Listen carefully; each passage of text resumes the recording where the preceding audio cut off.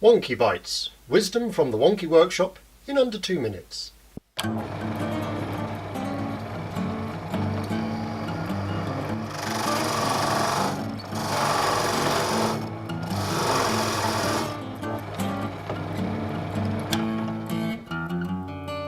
Sometimes the machinery you're working with is underpowered for the job.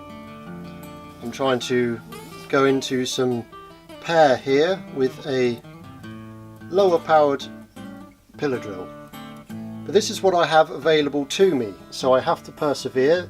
There's not really another way I have with the tools provided to be able to do this job. And I can get it done, I just need to go slowly.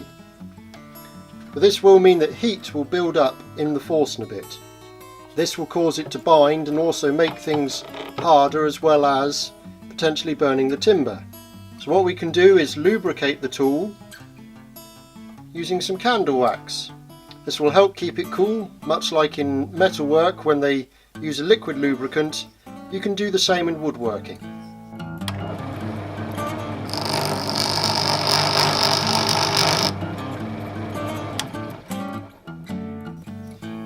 It's quite a messy way of doing it, but it does work.